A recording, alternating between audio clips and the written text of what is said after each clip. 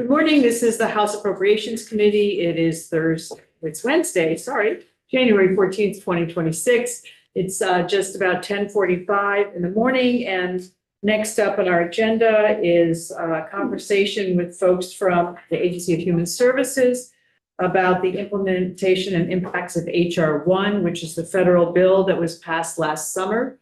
So not to be confused with the continuing resolution, which is the result of the government shutdown, and that expires in January 30th, but that may still be playing a role in what you all are talking about. So anyway, we're delighted to have you. We'll go around and introduce ourselves, and then you can introduce yourselves and go ahead with your presentation. So thanks. Welcome, I'm Dave Iacovoni. I represent the Lamoille, Washington district. Welcome. John Kosenska from Burke. I represent 10 towns in the Essex Caledonia district.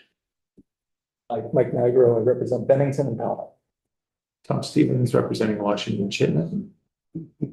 Marty Feltus from Linden, Caledonia 3. Robin Shai from Middlebury. Tiff Looney from the south end of Burlington. Wayne Rush, Franklin, Berkshire, and Richford. Good morning, Mike Nowicki. I am the state rep from Woodland Ford District, Putney and Dummerston. Hi, I'm Lynn Dickinson and I represent St. Albans Town. Thank you. Glad to have you here. Thanks so much. I'll introduce myself and then pass it to you since you're going to start the content. My name is Addie Strumlow. I'm the Deputy Commissioner at the Department of Vermont Health Access within the Agency of Human Services. And I'm Ashley Berliner. I'm the Director of Medicaid Policy for the Agency of Human Services.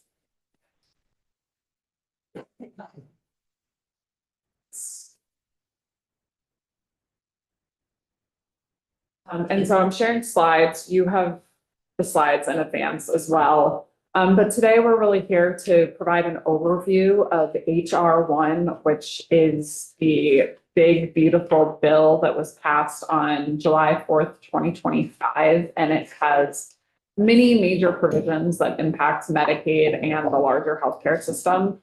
We're not going to go through every single one of those provisions today. They're numerous. But we're really going to focus on the ones that have a direct impact on our operations and budget here in Vermont. So specifically going to talk about Planned Parenthood funding, provider taxes, state directed payments, cost sharing, and then I'll pass it over to Addie, who's going to do a little bit of a deeper dive on the eligibility provisions and what's going on there. Please feel free to interrupt at any time and ask questions. Direct the questions, sure. Okay. So the very first provision to go into effect under HR 1 was a provision that barred Planned Parenthood and Planned Parenthood-like entities from receiving federal Medicaid reimbursement for 1 year. So from July 4th, 2025 to July 3rd, 2026. We have approximately $1.1 million in gross, both state and federal share Medicaid costs going to Planned Parenthood in Vermont.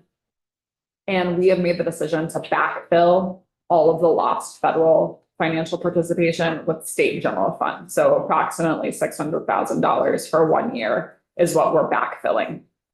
And we should remind people that Planned Parenthood is the primary care provider for something like 16,000 Vermonters. So that's really a lot of what we're talking about here is the primary care services, not other services that people always associate or tend to only associate. They do much more than. That's right. It is absolutely a safety net provider for a large portion of the Medicaid population here in Vermont. And in fact, abortion funding is not ever allowed under Medicaid programs. So we're funding off the table here. We're really only talking about exactly primary reproductive health. Yeah. Okay. Thank you. You might be hearing in the news, there is ongoing litigation around this specific provision. There have been a lot of on-off injunctions where there have been pauses in the bar on federal Medicaid bans. There have been reinstitutions of the provision, pauses again.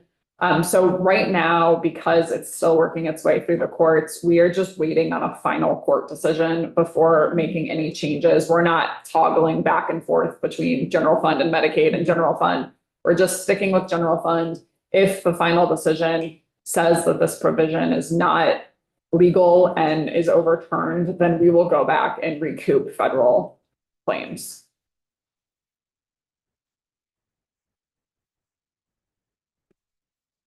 Provider taxes is another pretty big provision under this bill, and it's comes in multiple parts. So effective on the passage of this bill, there is a prohibition on the creation of any new provider taxes.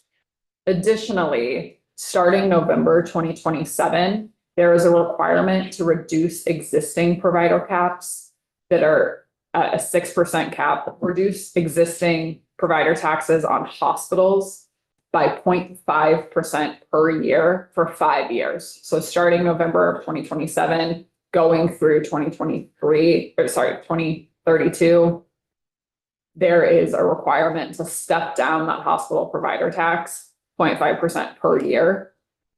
That has about an $18 million general fund impact per year. Cumulatively, over the 5 years, we're looking at an $87 million per year loss in general fund. We're really digging into this issue to understand what levers Vermont has, what we can do to protect ourselves from this loss. And right now, it's not a this year budget problem. We're really just trying to explore, talking to all the right people, and want you to be aware. Great. And Mike has a question. Sure. Now, I may not have this right, but I think the provider tax was used to access money, other funding. And how is that going to be impacted then? Do we have to come up with all of it then, or? So the provider tax revenue is put into the general fund. And so the general fund is allocated to a variety of ways, as you know.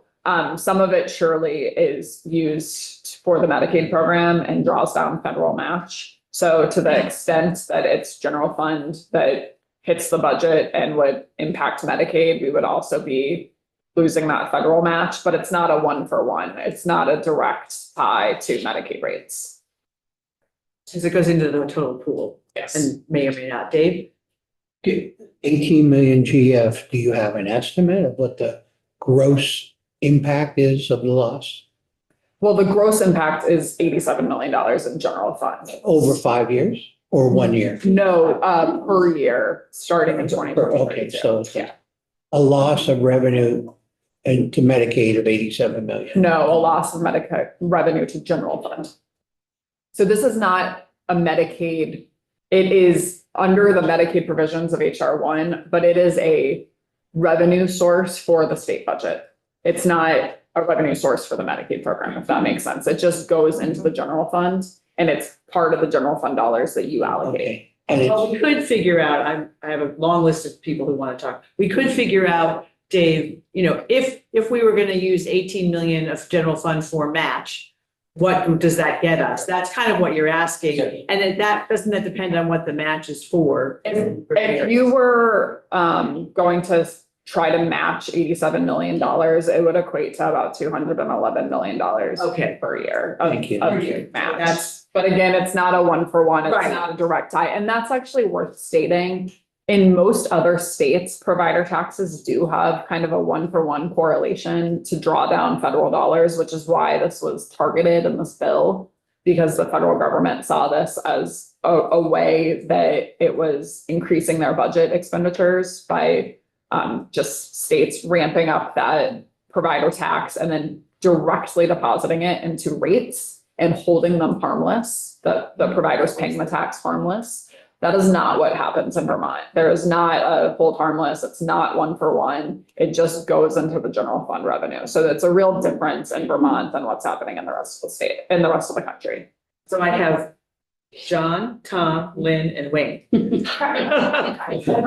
Okay. One to everybody. I see several questions from this, just so we better understand. Yeah. So hospital pays their provider tax. What percentage of that is not used for healthcare purposes?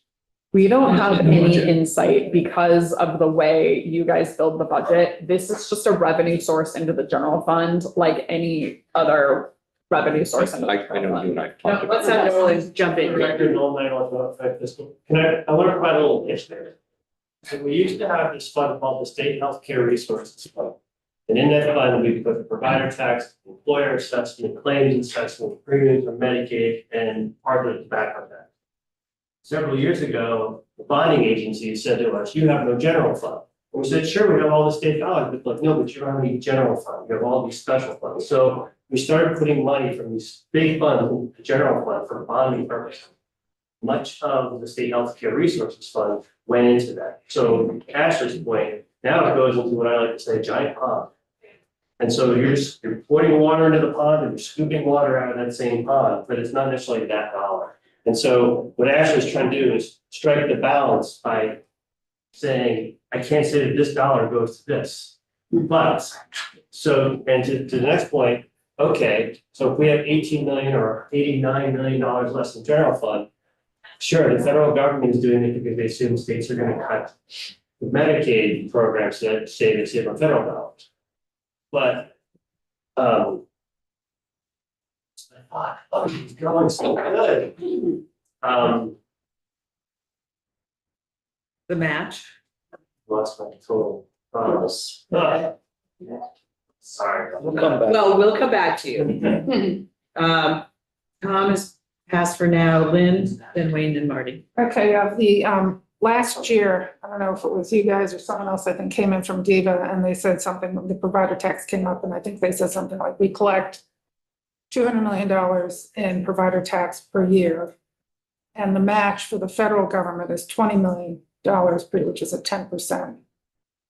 Roughly those numbers.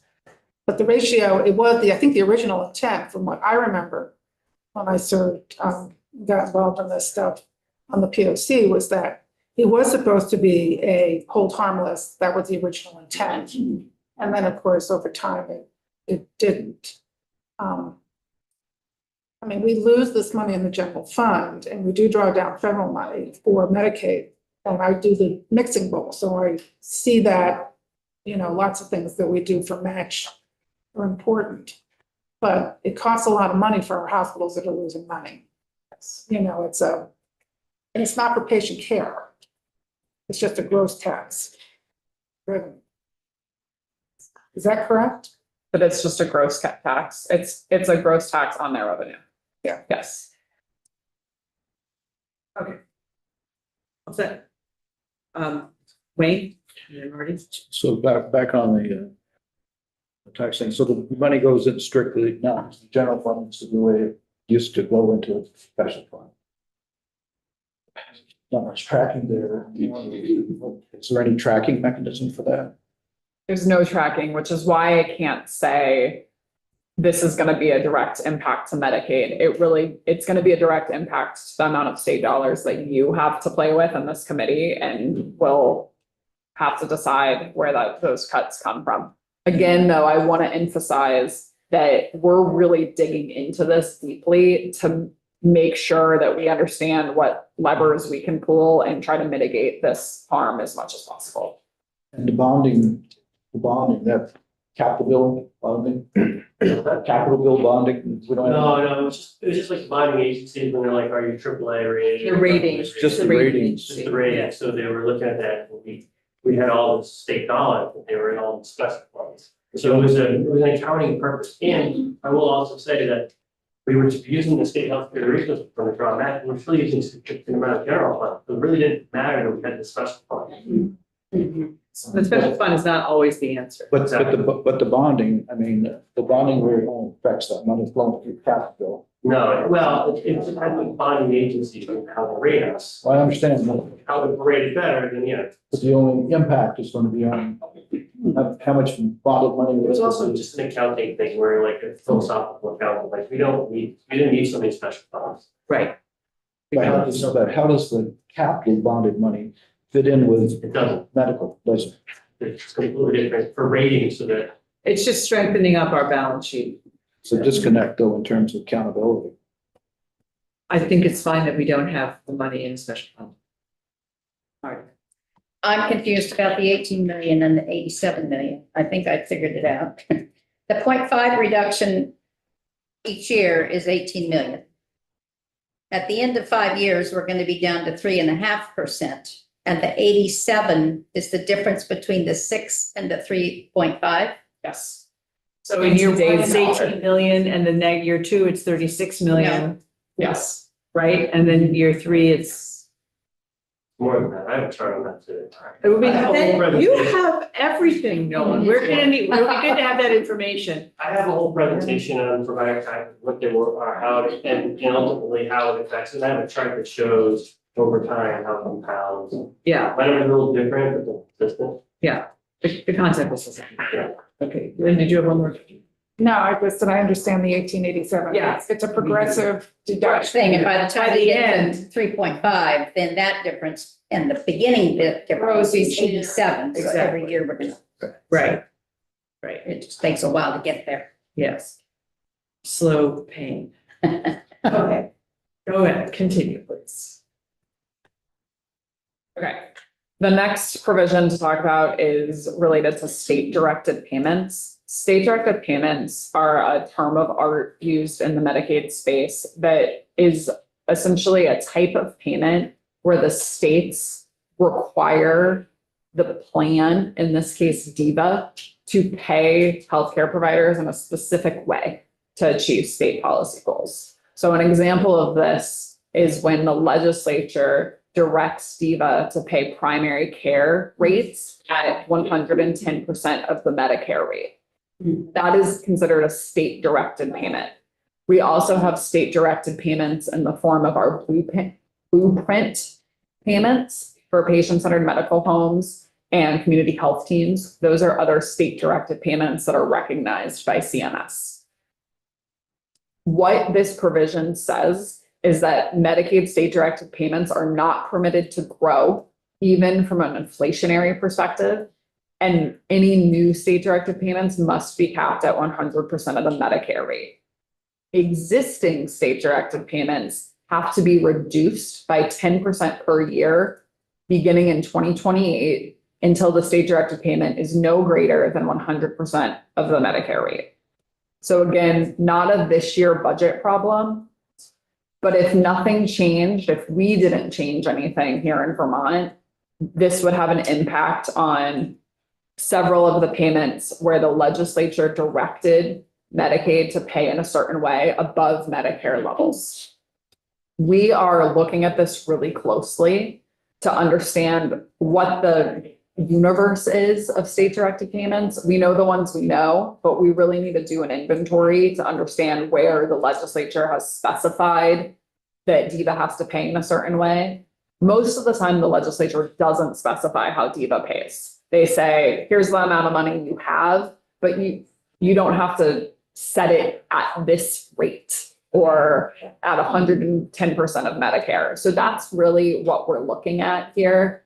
And we're doing work at AHS to think about the guardrails that we can set up to get us out of these state-directed payment categorizations so that we can still maintain the flexibility to set rates that align with our priorities, but don't get captured under the state-directed payment provision. So we don't know exactly what that's going to look like yet. We're like newly digging into that, but we're optimistic that we can figure out guardrails to still be able to have policy goals and not be captured in this hard 100% of Medicare limit. So we're not permitted to grow in terms of whoever we're paying now are the only people we can pay, or we can't up the rates? Remind me We that. can't increase the rates above Medicare limits. Okay. And what are we paying? Are we around 110% of Medicare, or I know it just sort of depends on the program, I guess. Yeah, it depends on the program. And it's not 100% of Medicare.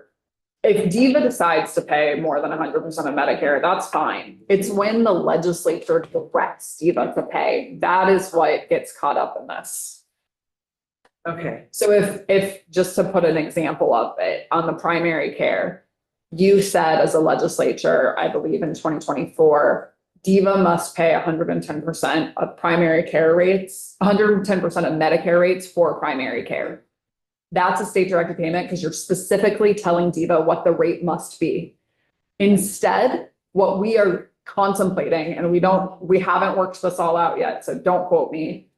Instead, one thing we might be thinking about is the legislature is going to give Diva this amount of money for primary care rates. Hmm. And it is more money than we have today. Yeah. And so Diva can increase their primary care rates, but you're not telling them how or at what level. It's like, here's the money. Exactly. So we think there are ways around this, but we just need to get really straight, talk to the attorneys, make sure that we're like 100% compliant. That's the most important piece, is that we're compliant with this provision. Right. And then exploring our flexibility beyond that. And is there any assumption in here that Medicare rates will not go up? I mean, we aren't allowed inflationary adjustments on the SDPs. But if Medicare rates go up, then we have a little bit of wiggle room from that standpoint. That's right. And if they don't go up, then that's a whole other story. That's right. I just wanted to be clear. We have in budgets appropriated money to increase the rates that are paid to designated agencies. So is that an SDP as well?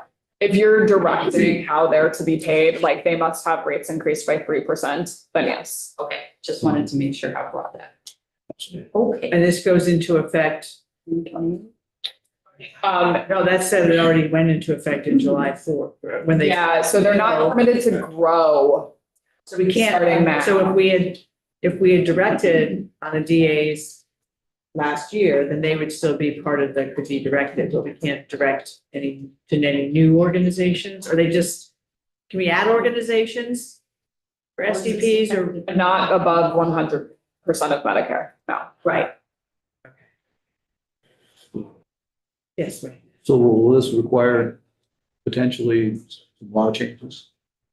Statute changes? I think it's more changes in, yes, it will require existing, it could potentially require existing changes, like moving away from the 110%. If in order to comply, we would have to do that. It's also thinking about the way this legislative body does its work, right? And how you're writing bills. So I think, again, we're going to come back to this. It's not a this year budget concern, but we are going to have conversations about what it means when you're appropriating money to the Medicaid program and how that language is written so that we're not getting caught up in this provision. Okay. Lynn. That's like a backfill. No. Well, if you want, with amount of money, if you're gonna appropriate more money to DIVA or whatever the program is that's dealing with healthcare and Medicaid, and you don't want it to be in language that says, well, you have to follow percentage of Medicare or whatever the language may be that's not allowed. Does that mean you have to put more money in so that you can actually spend that money the way you originally done? Is that like a backfill? I'm not sure I'm understanding, but it wouldn't be any sort of backfill. I'm not sure I understand the question. I'm sorry. It's okay. I think it's a change in the way we would do the payments rather than the backfill. Yes, yeah, just wondering. So if we say, here's a lump sum, you figure out how to do it, but we don't direct them with a percentage, that could be a way to be compliant. Yeah. Right? That's what we're thinking about. Right. So we're gonna come back with specific thoughts, but that's Right. really what we want to do right now is just educate you about the provisions in this bill and potential impact, and know that we're working really hard to mitigate. So in the budget for FY 27, we can't create any new state directed payments, nor can we. Not above 100% of Medicare. So we could do new SDPs as long as they were just at 100% of Medicare. You could, I would encourage you not to. I'm not suggesting we can, I'm just trying to understand what's sort of allowed. But for other ones that have been above Medicare, 110%, if we gave them 110% last year, we can still give them 110% this year. They're not permitted to grow, so you couldn't make it 112%. No, we could keep it at 110. Yes. Yes. Okay, all right. This is starting to become a little less fun. Did you have a question, John, or you? No, Okay, not yet. not yet. All right, continue.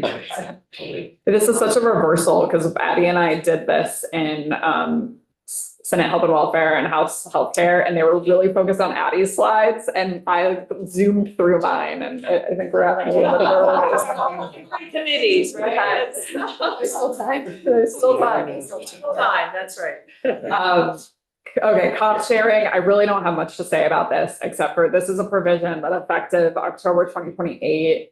The bill requires that Medicaid programs impose co-payments to the new adult population with incomes over 100% of federal poverty limit on all services except for those specifically exempted under the bill. So that would be a pretty significant change in the way Vermont administers its Medicaid program. We have very, very limited copays right now on inpatient hospital, dental, and blanking, and pharmacy. Thank you. And so we would have to have a massive expansion of copayments under this bill. We are awaiting regulatory guidance. There is a lot of ambiguity in the way the bill is written. We have a lot of questions about how it would be administered, what is exempted, what's not exempted, how much discretion the state has. So we're just sitting tight until the Centers for Medicare and Medicaid Services releases rulemaking on this provision. So in theory, we could just charge $1. There are likely going to be certain requirements around that, which is why We can't do waiting. that. We're waiting to see how much discretion we have.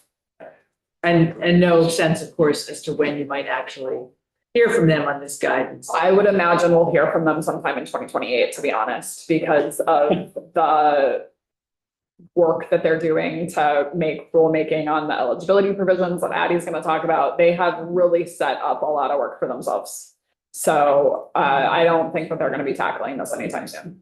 Okay. So we're just in a holding pattern on the way it is for now. Okay. All right, and then pass it over to Addie now. Yeah, that's a great segue. So a lot of the provisions that Ashley has described hit on the Medicaid program, either financially or in our capacity, in DIVA's capacity as a health plan administering the Medicaid program. I oversee the other part of DIVA, which is eligibility and enrollment into the healthcare programs, both Medicaid and the marketplace. So we serve as, the entry point for people to come and get healthcare coverage. And this eligibility process is another one of the major levers that was used in the Budget Reconciliation Act to meet the financial targets. So a lot of the kind of near-term work is with my team and with DIVA in terms of implementation over the course of the next couple of years. We started reviewing the bill, obviously, when it passed, and there were some small changes that we had to make even for open enrollment this past fall. But right now we're focused on 3 major provisions that require implementation during 2026 for effective dates at the end of the year or January 1st of 2027. And then there's a 4th for 2028 that I can talk about a bit, but that's kind of our second phase. So the first major provision in the eligibility space relates to changes to healthcare eligibility based on immigration status. This is a change applies across the Medicaid program, and it's effective for October 1st of 2026. And then there's a parallel change for the marketplace and the premium assistance that's available to people who enroll in qualified health plans effective January 1st of 2027.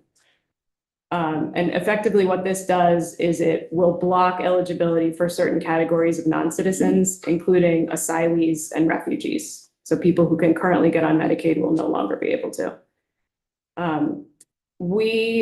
It's a little bit hard to predict the number of impacted members because currently, again, because it's not that prescriptive in terms of eligibility, we don't collect this level of detail on people's immigration status as part of the eligibility process. So a big part of this will be working to identify the impacted population. Our best guess, it's in the hundreds, a few hundred people will be impacted, but it's definitely a significant change to the way that we do eligibility and the population that Medicaid is available for in our state. The second major provision relates to the redetermination or renewal process, and that's that mandated kind of recheck of eligibility that we have to do on members for them to maintain coverage. Right now, Just the new adults? yes, so this is specific to the expansion population, which we refer to as the new adults. These are the non-disabled adults who are eligible for Medicaid based on income up to 100%, 138% of the federal poverty limit. How many people do we have in that category? It's about 55,000 people. Yeah, Non-disabled, adults. And the kind of difference from traditional Medicaid is that their eligibility is based on income. eligible due to income of 138% or below, above, or 138% of the federal poverty level. Correct, yeah, or Or below. below. So Give a number for that. the number of people is about, 138. Oh, Percent. it's on the wall. Yeah.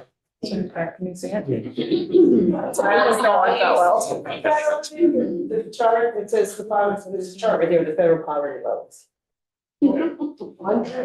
is, Depends on that. So they're single, are they single people?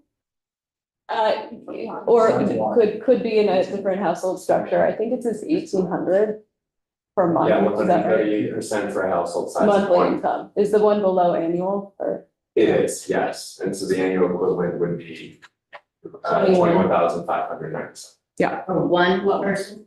For one person, 138%. yeah. And then there are equivalents for different household sizes. Right. So you can all go look at the chart, but at least we have an idea what we're talking about. That's why we put it up there, because every year somebody asks that question. Yeah, no, I should know that. So this change is, specific to that new adult group. You said 55,000? Correct, yep. It's not across the program, but it is a really significant change. Right now, renewals take place every 12 months. You all probably remember we paused renewals during the pandemic, during the public health emergency, and went through a really intense process of restarting that, a lot of work. Now that frequency will be reduced from 12 months to 6 months. So it effectively kind of doubles the obligations, the paperwork obligations over the course of the year. So we have what these individuals are going to have to go through when it's maybe hard enough to do annually, now they have to do it twice, but you all have administrative work that's doubling your work. Are you going to be having to hire more people to do this?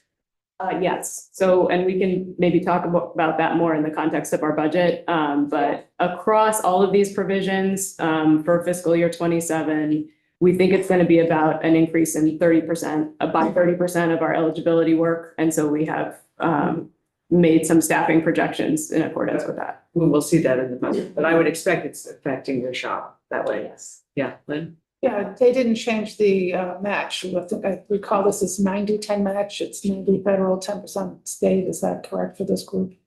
For the group, yep. And then also for the, any IT associated with implementing this change, there's an enhanced match of 90-10.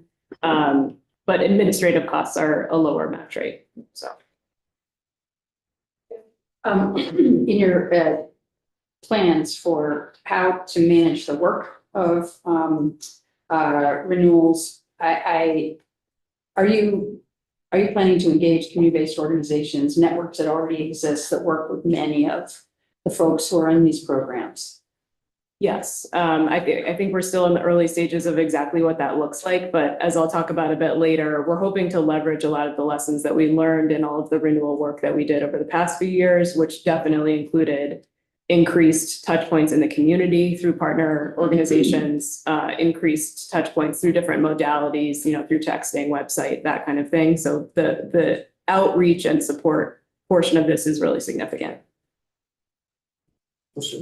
So the 12 months and 6 months, does EBD cards fall under this? Is that how it's distributed? No, actually, it's a separate program. Separate program? Okay. We'll hear more about that, I'm sure, during the FY 27. Okay. So the third provision is, you all probably heard about this. We refer to it as community engagement requirements, but what they are work requirements, which is a new standard. This one also applies to that expansion or new adult population and is also effective January 1st of 2027. So next year. Correct. Yep. Same timeline as the previous one. This requires members to demonstrate 80 hours per month of work, community service, or education as a condition of Medicaid eligibility. So a real sea change in terms of what we need to check for in order to let people in the door or to stay in coverage. There are also a number of exceptions and accepted populations that are built into the statute. Pregnant individuals, those who are medically frail, people with kids under 14. So taking those into account, this is still a work in progress also, but we think this change will impact about 30,000 members in terms of having an additional verification requirement or paperwork requirement to maintain their eligibility. And obviously affects your Same, same staff kind of thing. And think of the Department of Labor and your unemployment every year, and if they had a better system, maybe we are. The way this is phrased, I mean, it's not a critique of how you wrote this, but just because this is just from the government, but the way that this policy was created, to me, it creates an impression that people who receive Medicaid don't work. And that can't be true. There's many people who work, don't get access, or they're already disabled and they're working at some level, maybe not 80 hours a week. So you have an idea of how many people are, I mean, you said 30,000 people for the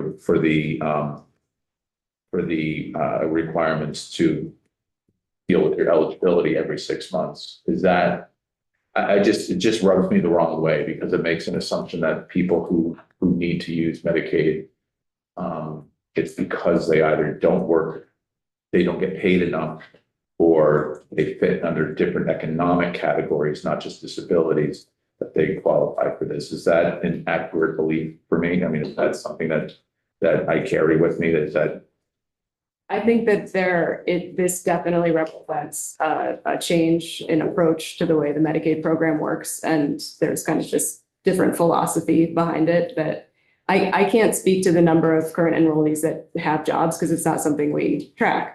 But I can, as using income as a proxy, it's definitely a significant number. So that concept that people on Medicaid don't have jobs is, not accurate. But well, in my reading, it's well used. I mean, that's really one of the things that is not for you politically, but just the idea of flogging people who receive Medicaid as people who don't work. I just think that's trying to dispel that myth. Well, it gets in my way of wanting to understand even further what the changes are. I mean, 20 hours a week, I can say as a fairly able-bodied person that I can work 20 hours a week if I have to receive Medicaid, but that doesn't take into account the stresses of poverty. It doesn't take into account if I'm already working, a sub, living wage job. So I just. Yeah, I appreciate your comment. John? No, I actually had a same question. Okay, Mine's a little bit flipped on that. So of the 30,000 people, quite a lot of working already. And so the requirements probably won't impact you administratively because you'll have to collect data. Yeah, and then that will in turn impact them because, we'll do our best to work on implementing this in a way that helps people get through the process. We'll use data sources. We'll try to minimize the paperwork requirement, but we can't eliminate it. And so to the extent that people have to show us, pay stubs or whatever else for the first time, that's a big lift. And right, because you haven't been tracking who works. I mean, you could make some assumptions based on what you see at income, as you said. You can make some inferences, but you don't know. And right. But everybody's going to have a more challenging time because now they have to show you that they're doing that. Correct. Yes, Marty. When you indicated you thought this would affect 30,000 people as opposed to the 50,000 we talked about before, I presumed you meant that you were deducting 20,000 because they were pregnant or medically frail or those with children.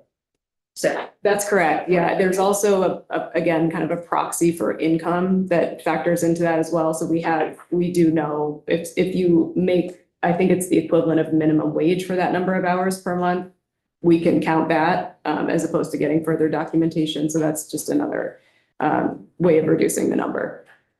that you think might be affected. Correct. Yeah. Okay.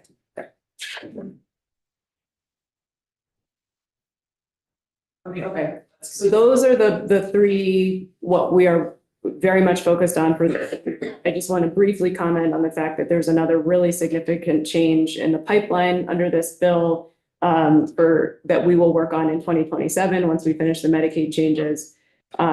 And that's, completely reconfiguring the way that we do the open enrollment process and the renewal process for qualified health plans in the marketplace. Right now, we have a very kind of automatic renewal process. Under this new provision, people will have to show documentation that they meet all the eligibility requirements in order to get premium assistance to enroll in that qualified health plan on an annual basis. This is another one, kind of like the cost sharing provision that Ashley described, waiting for guidance, because the hope would be that as they promulgate regulations, they'll realize that this needs to be not quite as stringent as the legislative language suggests, because again, it would be a very uphill battle to maintain your coverage and your premium assistance. So when it says effective 1/1/28, it's really open and correct, at the end of 27, right? That's right. Yeah. So again, more work on your end. It will be Yes. required with staff. It's a big project. Yeah, it seems like a very big project. Yeah, I'm a little confused here. My understanding was that they had to verify their income yearly anyway until COVID. And then that opened up this open enrollment, or am I confusing that with Medicaid? Yeah, that was the change for Medicaid. There wasn't a change in the marketplace. Unlike Medicaid, Marketplace has an annual open enrollment period, so it's a limited period of time when you can enroll or change. And that's a very automated process. So all you have to do is say, hey, my information is the same, and then we put you right back in the same plan, and you can continue your coverage. This is saying that before we put you back in your same plan, you have to prove that you still meet all the standards. And what that looks like is, like I said, we will learn more as they promulgate regulations. Because my understanding is that the subsidies were predicated on income. Correct. Yeah. So no one was verifying the income anyway. We were always verifying income, but that happens through a process with the IRS, through data sources. Within the government. Yes, Sure. within it's called the Federal Data Services. So then during COVID, did they not share that information? No, we did that during COVID. So it was even for the it's been marketplace. consistent all the way through? Yes. Okay, all right, thank you. So essentially, this would be 30,000 new interviews. If you have to, or emails, or, that people who receive Medicaid have to go to a website or have access to a website. So first of all, we know that's difficult. That's the reason why we created the system that we have.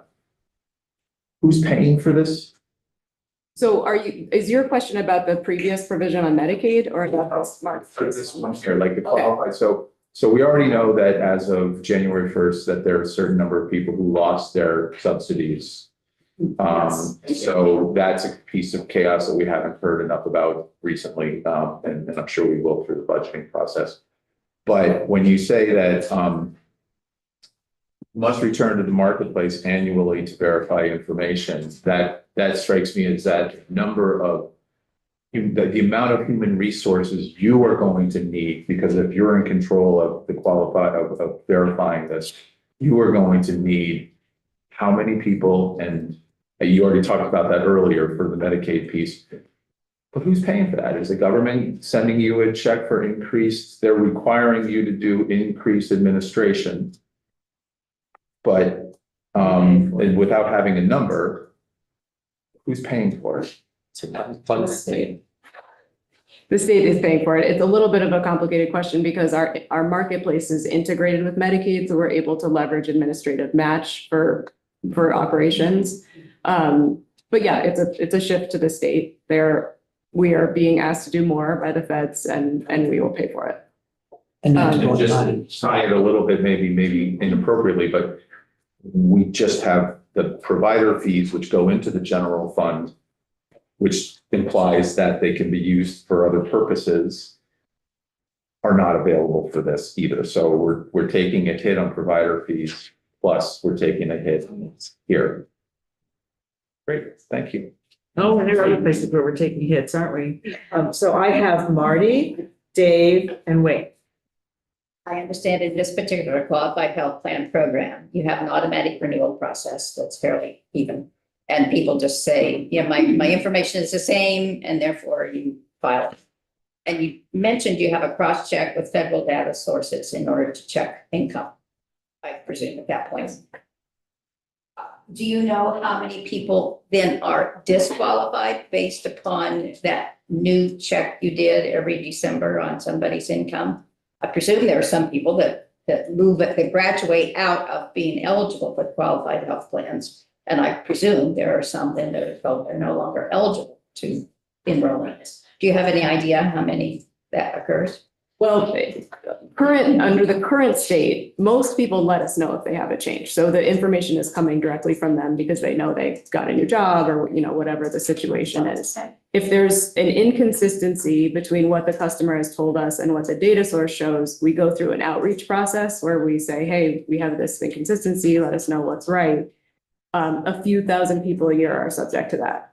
So out of the almost 30,000 who are in the marketplace. A small percentage, but nevertheless, it does pick up when there's.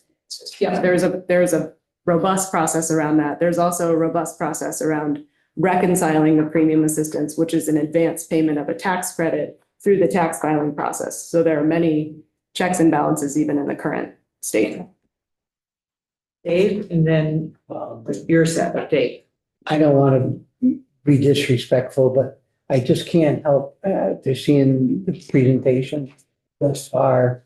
I just can't imagine somebody standing on the steps in Washington in front of a camera and saying we're not cutting Medicaid. That they either are disingenuous or can't count or both. Just the impact of this, and then there's more administrative expenses on SNAP, which we'll hear later. So Yes, just very troubling. it's upending the way we have done business for a long time. Yes. Thank you, Dave.